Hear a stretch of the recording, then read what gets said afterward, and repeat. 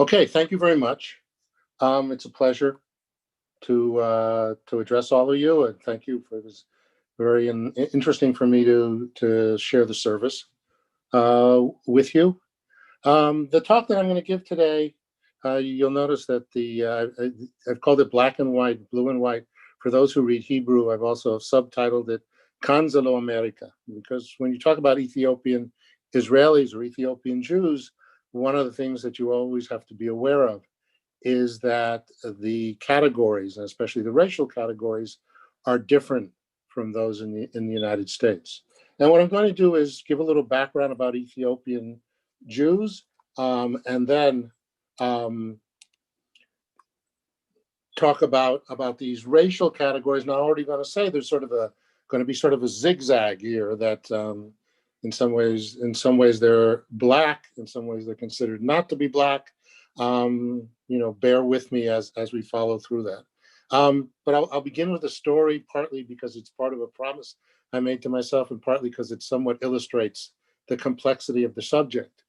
A number of years ago at Hebrew University, I was asked to address the Board of Governors of the university about my research on Ethiopians. And I titled the lecture, "Can the Ethiopian Change His Skin?" And I got a call from the Vice President for Development, which is the fundraising office at the university, saying, "Oh, we don't want you to use that title." I said, "What's wrong with the title?" And he said, "Well, some people might be offended by that." And I said, "Well, it is a verse from the Bible." And he said, "Well, not everything that's in the Bible is something we accept today." So I said, "Okay, I'll go along with that, but I will, for all my life, be able to tell the story that the Hebrew University of Jerusalem told me I could not use a biblical verse in the title of a lecture." I need it now. Let me begin. Ethiopian Jews lived for hundreds of years in the northern part of Ethiopia in about 500 different villages scattered throughout a very wide area. I'm not going to talk about their history today, though as in the introduction, as you heard, about 30 years ago, I wrote a book about the history of Ethiopian Jews, which everyone is invited to read or get a copy of. Now, one of the things I need to stress is that I'm also not going to talk about, are they quote unquote really Jews? Rabbi Ovadia Yosef, who was the Sephardi chief rabbi of Israel for many years and one of the great halachic experts in Sephardi Judaism, around 1973, 74, ruled Ethiopian Jews are Jews. He quoted a rabbi from Egypt in the 16th century as the basis for that decision. And if the chief rabbi of Israel says a group of people are Jews, then certainly it's hard for other people to argue that they're not. Shlomo Hillel, who like Ovadia Yosef, was born in Baghdad, and was one of the people who brought Iraqi Jews to Israel. When he was a member of Knesset in charge of the committee that dealt with issues of immigration, got the committee to rule in 1977 that Ethiopian Jews could come to Israel under Israel's law of return. And the age-old question about these things, would you want your son or daughter to marry one? Many years down the line, Shlomo Hillel's son, Ari, married an Ethiopian woman, and so his grandchildren are Ethiopian, and the decision that he made had immediate personal ramifications for his family. Associate Justice Menachem Alon of the Israeli Supreme Court, also one of the experts on Jewish law, ruled that the Ethiopians are Jews according to Jewish law. And so we have the rabbinate, the Knesset, the Supreme Court of Israel all ruling that Ethiopian Jews are Jews. And if I can add, in light of what I heard during the service, certainly by the criteria of secular Judaism, they are a people who has cast their fate with the rest of the world's Jews, who view their history as part of the history of the Jews through generations. And there can really be very little doubt on that respect. Now, the chart that you have here gives some idea of the aliyah from Ethiopia. The most noticeable thing you'll see, and I'll show another chart that views it a slightly different way, but you can see that from the 1970s, actually the 1980s, Jews from Ethiopia have been coming to Israel. Two very large events that took place. In 1984, you have Operation Moses, in which several thousand people are airlifted from the Sudan over several months. Some of those who were left behind are brought in 85. And then in 1991, in what's called Operation Solomon, thousands of people are brought in a 36-hour period. If you look at this chart, you get a slightly different picture of it. From 1980 to 89, almost 17,000. In the 90s, almost 40,000. And since then, another almost 30,000. That means the total is approximately 150,000. Slightly more than half of those are immigrants. 75,000, actually more than 75,000, are children born in Ethiopia. You'll notice, and I'll come back to this in a second, in Israeli documents, there tends to be a recording of the ethnicity of the father. And so you get this strange thing where, you know who the fathers are, but you don't necessarily know who the mothers are. And obviously one of the things that's starting to happen with the Ethiopians is that people who were born in Israel are having children. And so the place of birth of the father is Israel. And so you would have to do even more work to know whether this is an Ethiopian family. Now, one of the results of this is that you have thousands of Ethiopians who have been in the country for 30 years or more, and thousands of Ethiopians who have been in the country for 20 years or less. And if this was a different sort of conversation or a different sort of perspective, it would be very important to make these distinctions, because obviously Israeli-born Ethiopians have a very different life experience than people who arrived in their 20s from Ethiopia. As I say here, we talk about Ethiopians and Ethiopian culture and things like that. 65,000 of the Ethiopians in Israel have never lived in Ethiopia. You count those who arrived, 2, 3, 4, 5, who have no real memory of Ethiopia, and it's a quite considerable number, which of course is only growing. One of the really interesting things about the Ethiopian community is that the average age of marriage is older than other Israelis. This has to do with education and with opportunities. For Ethiopian men, it's almost age 30. For Ethiopian women, it is almost age 27. And this is quite remarkable in a generation or 2 generations. In Ethiopia, Ethiopian women married in arranged marriages quite frequently before age 16. A 17-year-old, an 18-year-old was considered a quote unquote old maid. Okay, and I mention this because some of you may have seen some stories a few years ago about the plummeting birth rate among Ethiopian Israelis, and claims being made that this had to do with Israeli government policies about forced birth control and things like that. The reason Ethiopian women are having less children is because they're getting an education and they're getting married later and they're stopping having children at an earlier age. And it has very little, if anything, to do with government policies other than education. Another just example of this, in a headline in one of the Israeli papers a few years ago, there was the headline, 90% of Ethiopian Israelis resist interracial marriage. Now, the fact of the matter is 84% of Ethiopian women marry Ethiopian men. Another 16% marry non-Ethiopians.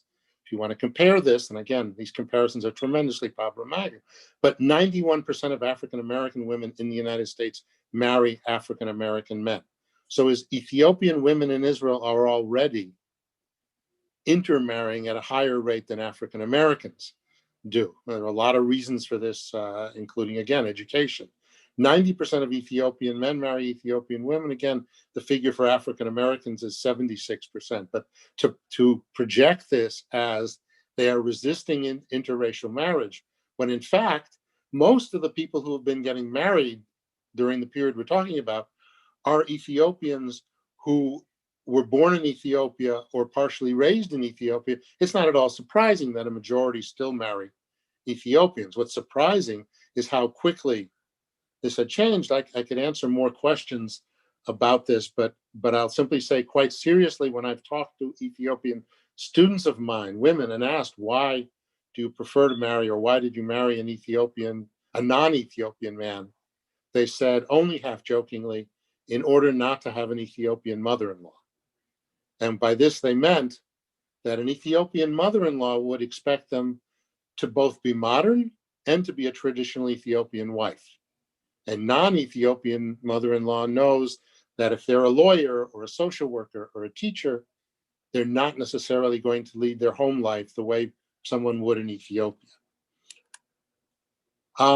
You can see from the statistics from the Central Bureau of Statistics in Israel that Ethiopians are a relatively poor community compared to other Israelis.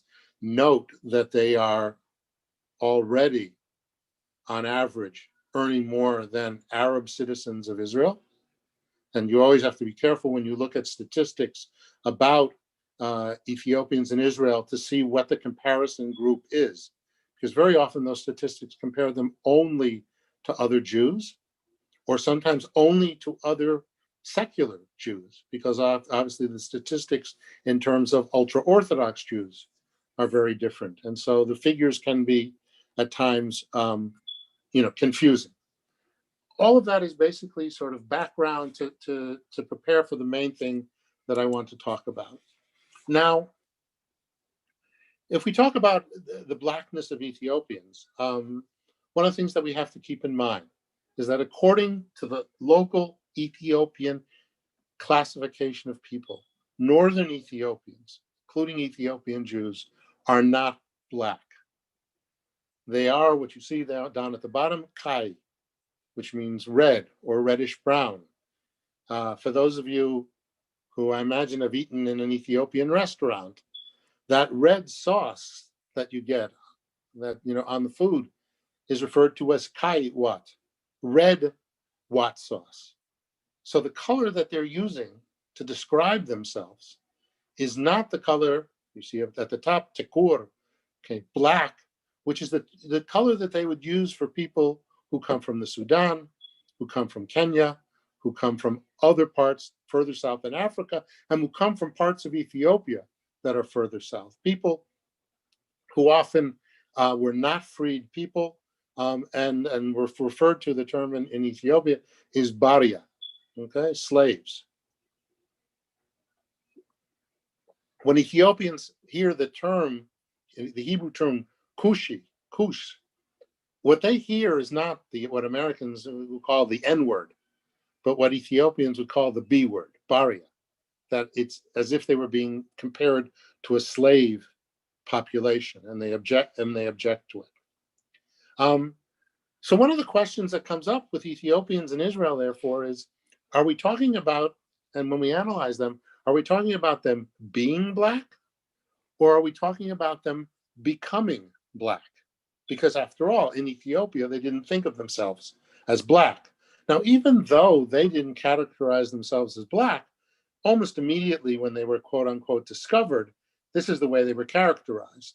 So for example, Jacques Feitlovich, who was one of the early activists for Ethiopian Jews, readily referred to them as the Black Jews of Ethiopia. Because as you can see, this very early, more than 100 years ago story in the New York Times about Dr. Feitlovich. When Wolf Leslau, who was the leading American scholar of Ethiopian languages, did an anthology in English of the literature of the Ethiopian Jews, he referred to them as the Black Jews of Ethiopia. And again, what could be more obvious than the fact that they were Black? But this is problematic. As I said, they didn't consider themselves Black. So for example, one of the first experiments or studies that people did when Ethiopian Jews arrived in Israel was they did a comparison, a repetition of the famous test from the United States in the 1950s, in which young children were asked to choose between a black doll and a white doll. And for those of you who know some of the history of this and of Brown versus the Board of Education, black students, African-American students in the United States, children in the United States, chose white dolls, and this was cited as evidence of their low self-image, of the effects of Jim Crow, of racism, etc. Now, the strange thing about repeating this sort of experiment with Ethiopian children who arrived in Israel is, number one, they didn't view themselves as black. So the fact that they chose other dolls than the obviously African-American dolls that they were given as a choice is not all that surprising. It's not how they looked, and it's not how they saw themselves. The other thing is, if the thesis of the original study was that racism and discrimination are what caused this preference, well, applying this sort of test to 3- and 4-year-old Ethiopians who had been in the country, in Israel for a couple of months, really doesn't do justice to their racial perceptions and experience, because it's very difficult to claim that having lived for their 1 or 2 years in Ethiopia, they had some sort of awareness of being discriminated against as blacks, because obviously in Ethiopia, they weren't discriminated as blacks. So on the one hand, you have this picture of Ethiopian Jews as not viewing themselves as black, and yet being readily classified as blacks. But it's more complex than that. Are they really black? Henry Aaron Stern, who was a Jewish convert to Christianity and then became a missionary in Ethiopia, worked among the Jews in Ethiopia and said, I'm assuming everybody here can read, so I won't read you the quote. But when you read it, think of the incredible idea of this. Not merely that Ethiopian Jews are paler, more white than other Ethiopians, but that if you'd been in London and Berlin and seen Jews, you would be able to identify these people as Jews.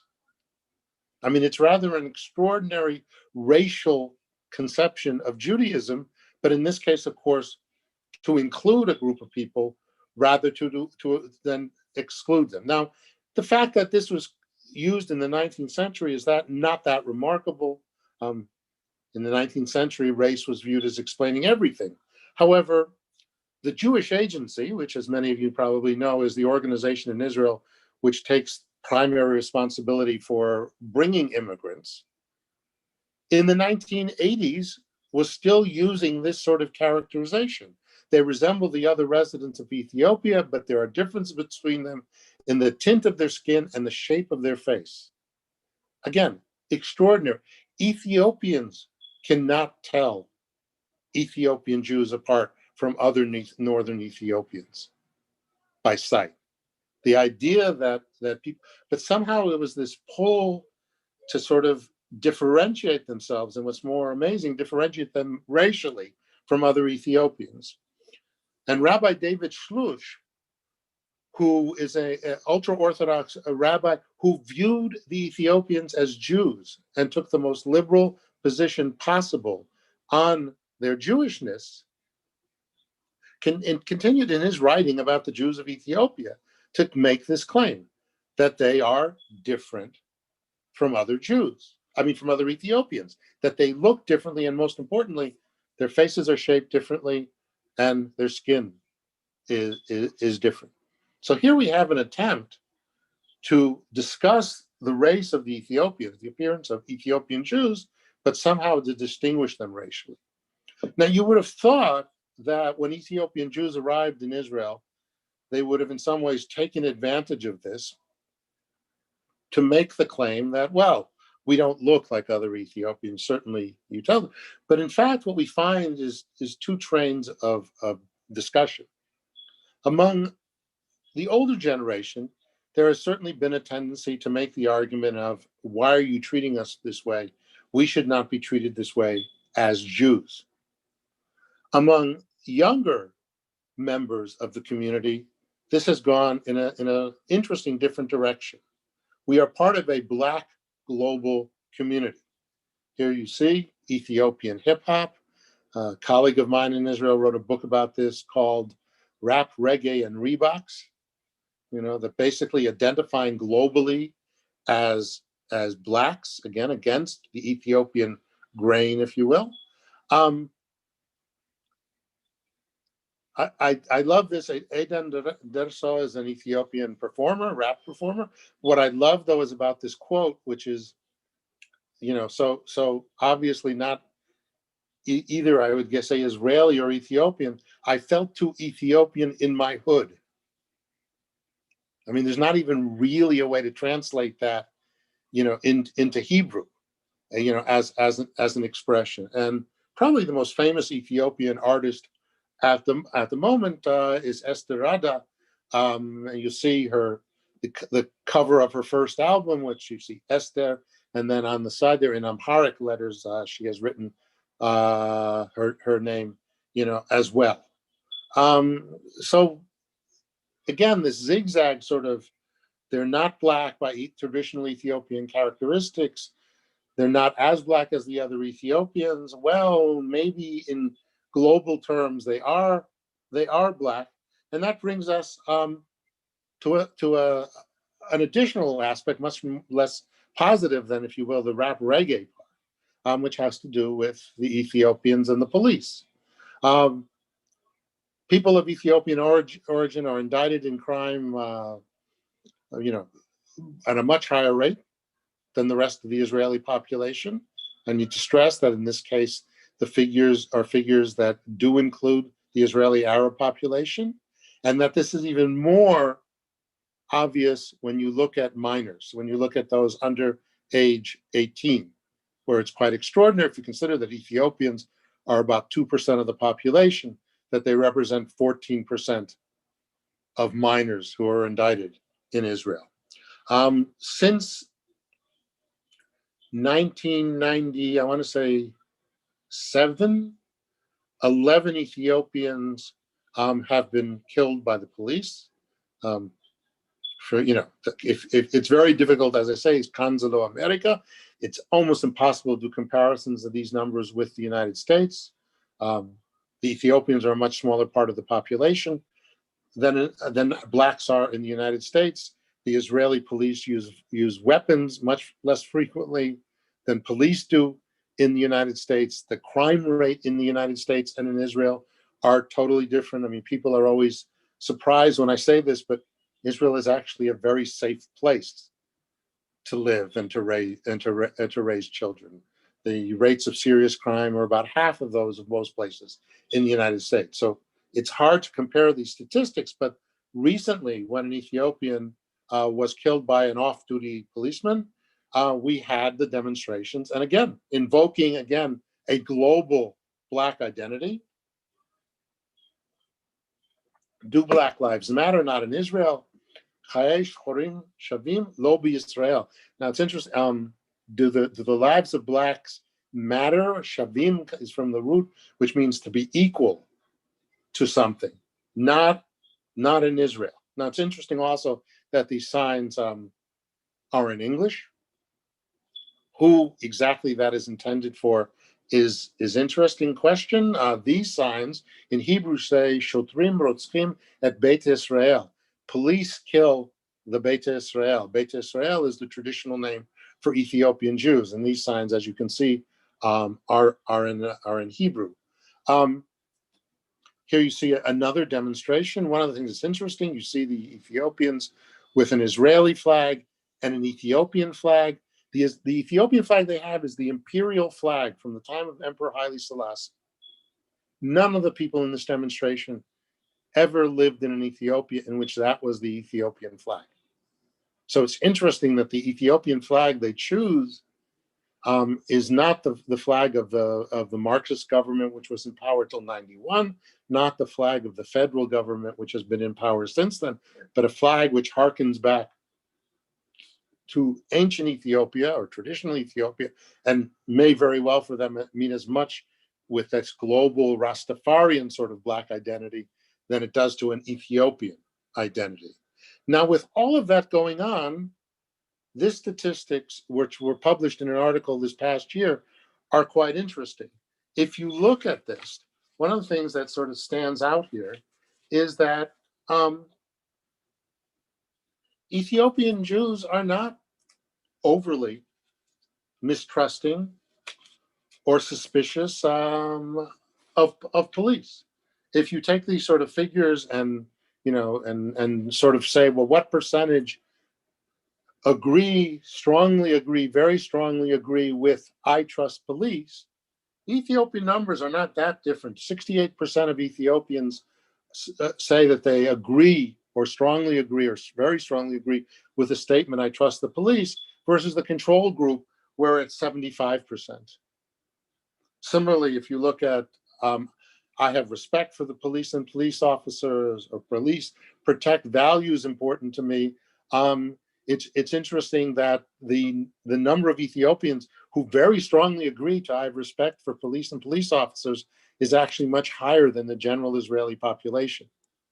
So there's clearly some sort of gap that exists here between the feeling that they are singled out by police on the one hand, and a more general sense of who the police are and what the police do.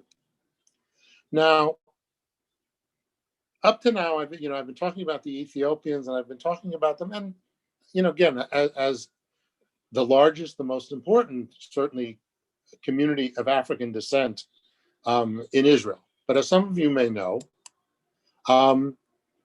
Israel also has about 40 to 60,000 African asylum seekers. Right? You see a demonstration of African asylum seekers. Once again, you see the Black Lives Matter theme out, but there's also other things. Would you deport me if I was white? Are you going to deport me? Now, the Ethiopian attitude towards the African asylum seekers is very ambivalent. On the one hand, they want to make it clear these are people who are not Jews, who have come to Israel, who are seeking asylum, and we shouldn't be considered to be like them. One of the things that the Ethiopians often object to is that in health statistics, when the government uses the category of what country the person is from, well, Ethiopians, Eritreans, and Sudanese all end up in the category of migrants from African countries. And the Ethiopians will say, well, we're not migrants from African countries, we're immigrant Jews from Ethiopia. But health statistics tend to be very, broad. Europe, Middle East, Africa, those sort of characteristics. The other thing is your average Israeli certainly can't tell the difference between an Ethiopian and an Eritrean. My wife is African American. I can tell you the average Israeli can't tell the difference between an African American and an Ethiopian, which certainly Ethiopians can. And so one of the things that Ethiopians resent is that they get hassled by the police, not because they're Ethiopians, but because you think they're African migrants. Says, an Ethiopian educational and social organization, they're scared to go to places where they're African migrants because they're afraid that people will think they're African migrants. Well, in some sense, they are African migrants. They're just not those African migrants. So one can ask the question, if a policeman stops an Ethiopian Jew because he thinks he's a Sudanese migrant, is that racism against Ethiopians? Is that racism against Africans? Is that racism against Blacks? What exactly going on with that? Here you see an Ethiopian community leader wearing a T-shirt which says, somewhat ironically, "Caution, I am not an African infiltrator." Now, whether he's wearing that so the police won't hassle him, or to be ironic that just because I look like someone you can hassle, I'm not someone you can hassle. And again, an Ethiopian speaker says, that one of the very articulate Ethiopian students who writes for Haaretz newspaper talks about going to a hearing about African workers and not letting the people there know that she's actually an Israeli citizen, second generation Israeli citizen, actually. And that, you know, she has every right to be there as a citizen talking about this. And what part of what she's trying to say is, it's hard to draw this line. And so we say, well, we're going to discriminate against these Black people, but not against these Black people. I want to give you an example of this. Miri Regev, who is one of the ministers in the Israeli government, I think right now she's might be Minister of Transportation, but earlier, she in a statement, she compared these migrant workers to cancer. And just so you know, in a poll that was taken shortly after that, 52% of Israelis said they agreed with that comparison. Right? Well, she apologized in a way. When I compared the migrant worker phenomena to cancer, I was referring to the way the phenomena had spread and not anything else. If anyone took it otherwise, we always love the apologies that have the, well, if anyone was offended by what I said, I apologize for them being offended, and was consequently offended, I apologize. I surely did not intend to hurt either Holocaust survivors or cancer patients. In other words, her concern was that there were cancer patients who were offended by being compared to migrant workers, not that she used the term to talk about migrant workers. But of course, the same Miri Regev politically would of course come and celebrate a ceremony with Ethiopian Jews and be genuinely happy to have them in the country. Prime Minister Netanyahu, in one of the cases, there was a video of Israeli soldiers beating up an Israeli policeman beating up an Ethiopian soldier. That's clearly a case where they did not mistake him for an African immigrant. There are no African immigrant soldiers. Prime Minister Netanyahu met with him, said we have to eradicate racism. In fact, in a later meeting, he spoke about the way in which racism again is against the Jewish ethos. And he talked about how it's infuriating to think that there are people who are discriminated against or afraid to walk the country streets because of their skin color. We're going to fix this. This is the same prime minister who said, if it was not for the border fence between Gaza and Israel, and we would be faced with severe attacks from Sinai terrorists and something much worse, a flood of illegal migrants from Africa. Okay, so these African migrants, in the view of the prime minister who wants to eradicate racism, are more of a threat than terrorism. Okay, so again, how is this working? Now it's interesting, when the Pew Research Center in the 2015, and so this is a little bit old, asked Israelis about discrimination. Arab Israelis, as you can clearly see from the numbers, felt that they were highly discriminated against. Interestingly, the second most highly discriminated group they thought there was in Israeli society were the Ethiopians. In fact, in general, Arab Israelis had a much more stronger sense of Israel as a society that discriminates not just against Arabs, but against, as you can see, all sorts of groups in the population, including homosexuals and lesbians and women, Ethiopian Jews and Mizrahi Jews, Jews from Arab countries. Now, if you take out of that the figures for Israeli Jews, most Israeli Jews do not think that Israel is a country that discriminates. Rather remarkably, most Israeli Jews think that Ethiopian Jews are more discriminated against than Muslims in Israel.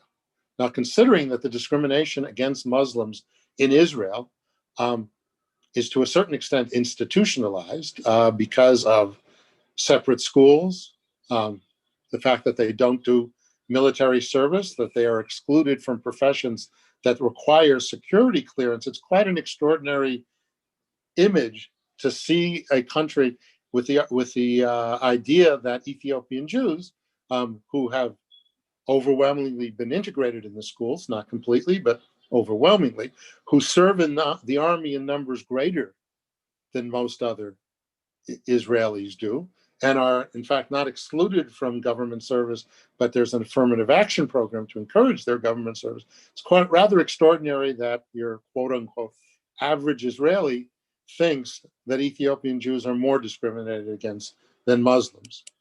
And finally, here, a final question, which is, in a survey, when asked, do you feel you belong to this country meaning Israel, of course. It's interesting to note that despite all the problems that they have, and there are many of them, Ethiopians overall feel very much part of Israel. I mean, part of that is that while they may feel Ethiopian ethnically, they don't feel connected to Ethiopia as a country. They certainly feel more Israeli than Arab Israelis do, or than the ultra-Orthodox do.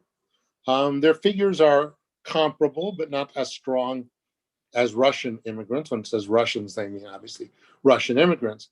As for the control group, I mean, the control group are Israelis across the board, so it's not surprising that 70% say that they very much feel they belong to the country. I'll close with a final story, which perhaps illustrates some of what I've been trying to explain. A couple of years ago, there are a lot of Ethiopians who live in the south of the country, in the Beersheba area and those sort of areas. A couple of years ago, there's a story, it was in the newspapers. An elder Ethiopian couple is getting on a bus to go to one of the hospitals in Israel. They don't have change. They're trying to pay, a small, yes, in Israel, just in a way that it's different from the United States. Although there are all sorts of bus passes and things like that, you can actually give a driver money and get change on most buses. The change may be locked away somewhere, but you can do that. So they get on and they only have a very large bill. And the driver says, look, I don't have change. Go back to the ticket place and buy a ticket there and this and that.